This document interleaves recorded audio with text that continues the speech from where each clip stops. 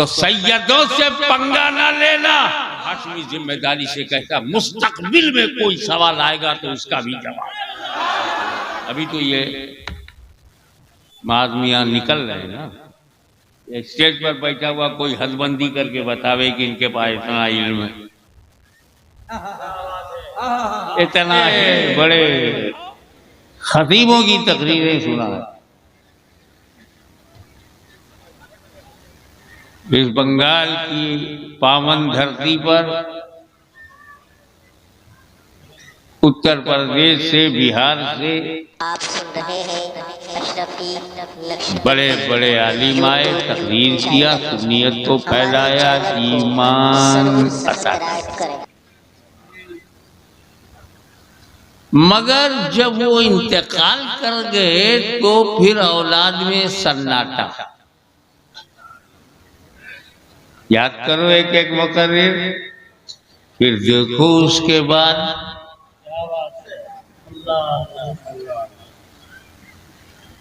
ऐसे ऐसे खतीब अहले सुन्नत में थे, पानी में आग लगा दें और आग को तकरीर से बुझा दें। ऐसा कादिरुल कलाम खतीब, ऐसा महा विद्वान। पर जब गया तो अकेला चला गया। अगली नस्ल में दूसरा खतीब नहीं।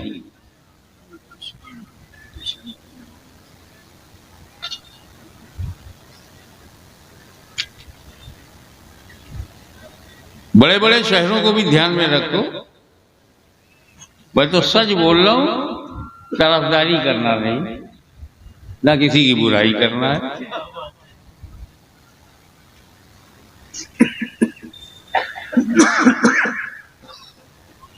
और न मैं उन लोगों में हूं कि खिलाफत मिले तो मैं पलटी मारूं।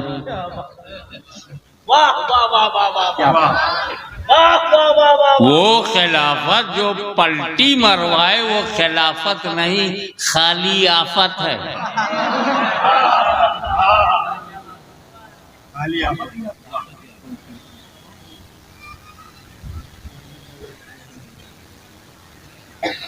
आगरा से खतीब आया, चला गया तो सन्नाटा। इलाहाबाद से एक अज़ीमुश्शान खतीब आया, वो चला गया तो सन्नाटा।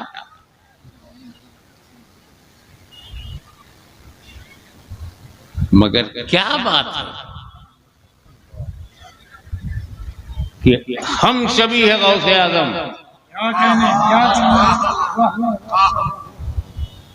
महबूब नूरानी सैयद अली हुसैन जीलानी आज तक खतीब आना बंद ही नहीं हुआ।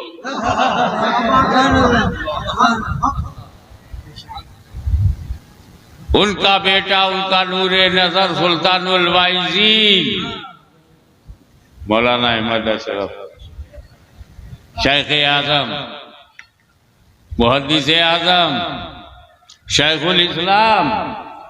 मैं सोच रहा था कहीं मेरे बाद एंड ना हो जाए, मैं चौथी नस्ल में हूं। तो आज जब माज़िया की तकरीर सुना, लगा ये इंजन नॉन स्टॉपेज है।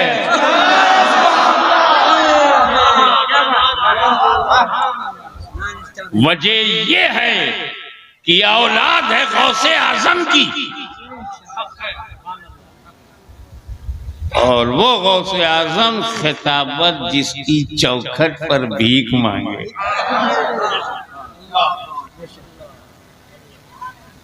फिर मालूम हुआ नूरानी मियां निकल पड़े। बेवकूफो, पहले हमारे बच्चों से निपट लो, फिर बड़ों का नाम लेना।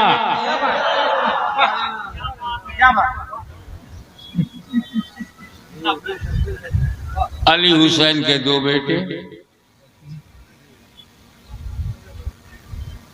मौलाना अहमद अशरफ,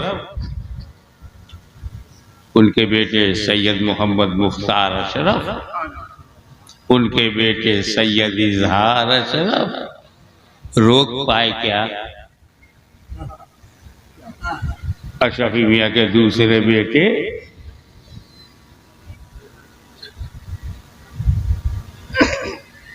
साहिब विलायत, आलिम शरीयत, आरिफ तरीक़त सैयद मुस्तफ़ा अशरफ, उनका बेटा एक अशरफुल औलिया, दूसरा बेटा अशरफुल उलमा।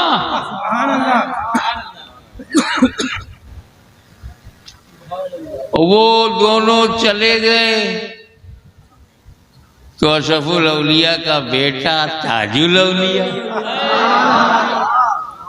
और वो अभी हैं कि उनका बेटा आपके सामने सबको लपेटा, ऐसा बेटा।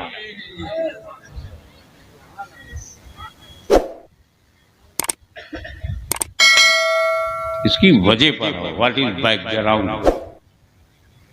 मौलाना अजीजुल कद्र मौलाना मास का बैकग्राउंड, शेखुल इस्लाम मदनी मियां का बैकग्राउंड, ताजुल औलिया मौलाना सैयद जलालुद्दीन कादरी मियां का बैकग्राउंड।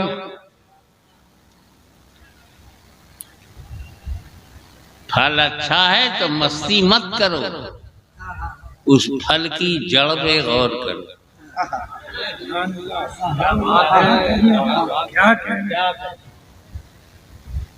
फल तो मार्केट में मिल जाएगा, जड़ नहीं मिलेगी।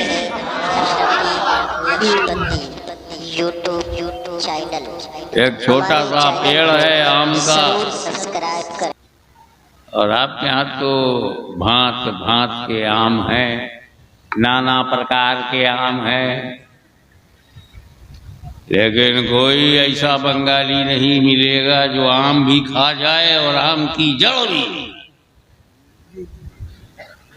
तो सैयदों से पंगा ना लेना, ये फल हैं मगर इनकी जड़ फातिमा ज़हरा है।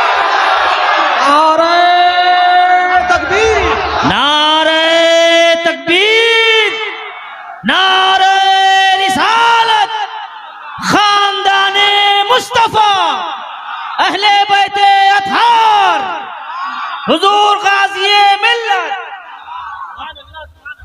वो फातिमा ज़हरा जिसका एक बेटा उम्मत को बचाने के लिए तख्त और ताज को छोड़ दे, दूसरा बेटा हुसैन जो यजीदी आंधियों से सुन्नियत को बचाने के लिए अपनी कुर्बानी दे दी। ये जड़ है। ओ भाई साहब, बंगाल की मिट्टी जिस जड़ में हो उसे तो उखाड़ नहीं पाती। उन सैयदों को क्या उखाड़ पाओगे जिसकी जड़ में हसन और हुसैन है। तो अपनी पोजीशन संभालो बाबा। वो कहते हैं ना, गुजरात में ज्यादातर लगता है, फिर जब गुजरात में लगता है तो व्हाट्सएप पे आता है, जब फेसबुक में आता है तो हर जगह पहुंच जाता है। पीर हमारे नूर वाले। अबे इसमें क्या गलत है? किसी का पीर पठान हो बुरी बात नहीं, उसे नूर वाला नहीं कहेंगे। खास साहब नूर वाले तो नहीं है। देखो देखो कौन आया, ये तो आप लगा रहे हो, जानवर बना दिया, शेर आया। अब शेर कहोगे तो कुत्ते तो देख के भागेंगे।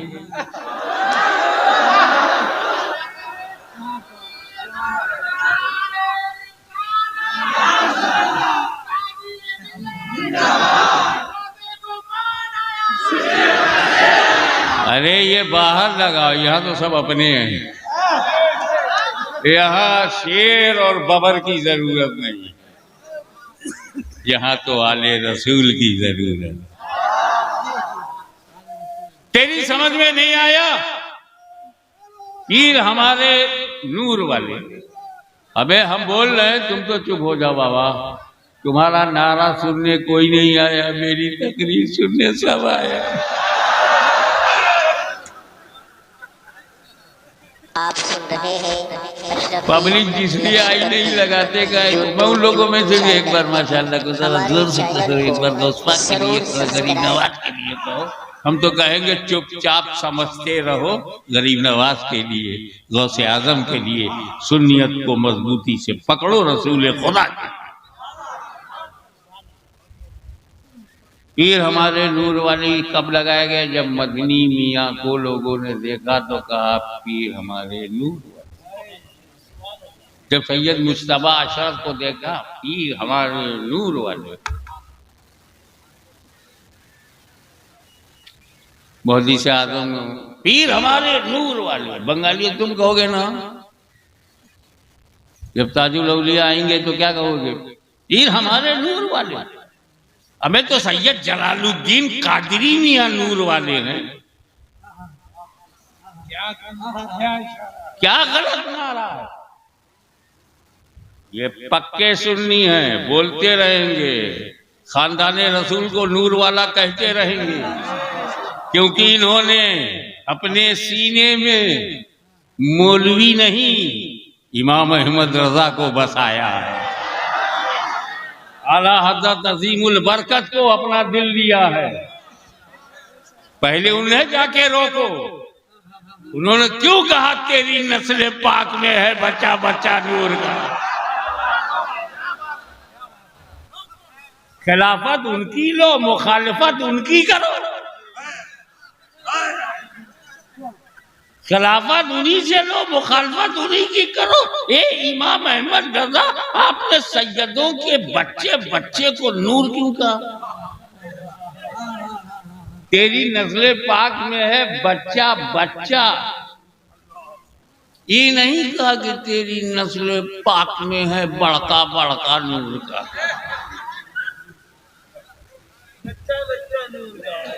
तेरी नस्ल पाक में सच्चा सच्चा नूर का ना, बच्चा बच्चा। अबे बच्चा जानते हो किसको कहते हैं? अनपढ़ है, गंवार की तरह बच्चा है, नाबालिग है,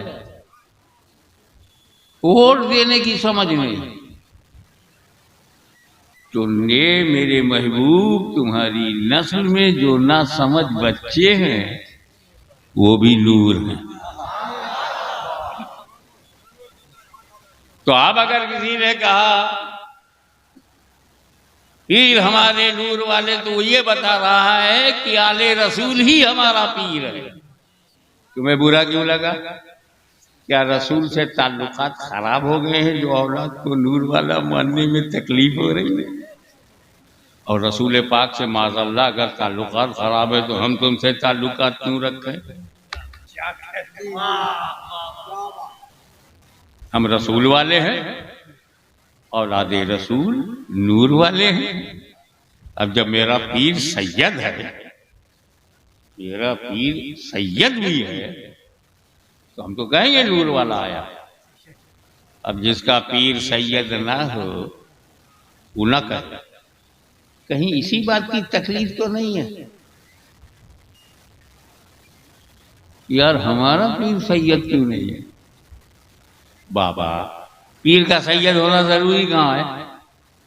लेकिन सैयद का नूर वाला होना जरूरी है। किसी भी आलिम बामल परहेजगार से, चाहे शेख हो, पठान हो, कुरैशी हो, अल्लाह वाला हो, मुरीद हो सकते हो, सैयद होना जरूरी नहीं पीर का, लेकिन सैयद का नूर वाला होना जरूरी। ये तो था शुभारंभ। अब मैंने जो आयत पढ़ी है उसके बाद में बात करूंगा। Criteria of knowledge.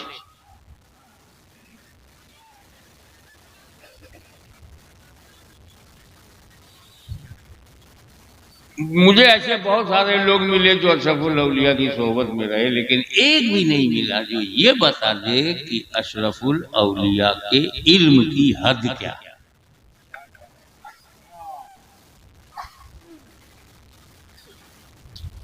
गुजरात में बहुत सारे लोग, दुनिया में, वो तो खैर पूरी दुनिया में, ऑस्ट्रेलिया छोड़ करके सब जगह गए, शेखुल इस्लाम इल्म की हद नहीं मालूम।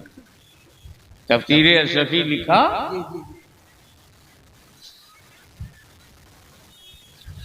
अच्छा है फसादियो, कान खोल के सुन लो, तुम सर पटक पटक के मर जाओ, किचौसा बरेली को लड़ा नहीं पाओगे।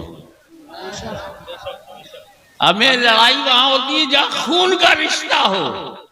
आला हजरत से हमारा रूह का रिश्ता है। हमें आला हजरत हमारे साथ है, हम उनके साथ है, तू चाहे जहां जा। अरे बहुत सारी बातें हैं, लेकिन एक ही बात बता के चला जाऊं। आला हजरत को अल्लाह ताला ने वो इल्म दिया था कि हर फन पे उन्होंने किताब लिखी।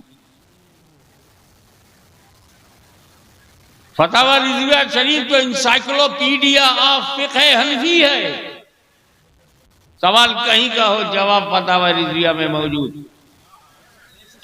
जो माजी के सवालात हैं उसका भी जवाब, और जो आज के सवालात हैं उनका जवाब। और हाशमी जिम्मेदारी से कहता, मुस्तकबिल में कोई सवाल आएगा तो उसका भी जवाब। हमसे ज्यादा पहचानोगे उनको? मेरे बाप ने वहां पढ़ा है, क्या तेरे बाप ने भी पढ़ा? मुकाबला करने आया।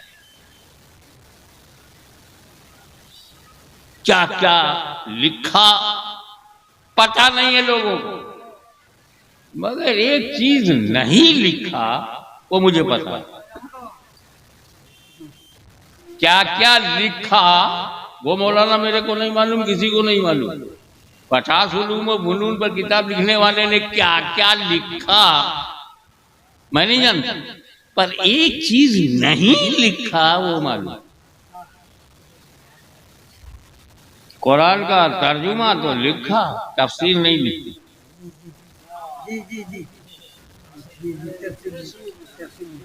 तर्जुमा लिखा, कंजुल ईमान मुकद्दस तरीन तर्जुमा, तफसीर नहीं लिखी। जानते हो क्यों? हमें वो लोग मुस्तकबिल और भविष्य देखने वाले, और ये बंटवारा कर लिया। तर्जुमा बरेली लिखेगा तो तफसीर की चौथा शरीफ में लिखी जाएगी। ये तर्जुमा रज़विया होगा तो वो तफसीर अशरफी होगी। इस रूहानी ताल्लुक को दल बदलू लोग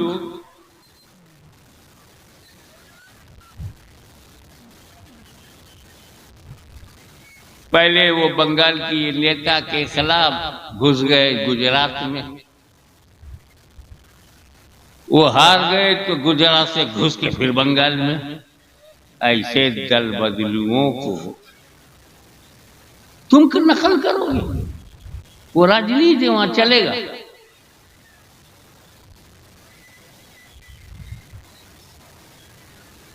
तो हम अंदाजा नहीं लगा सकते कि हमारे बुजुर्गों के पास क्या इल्म है।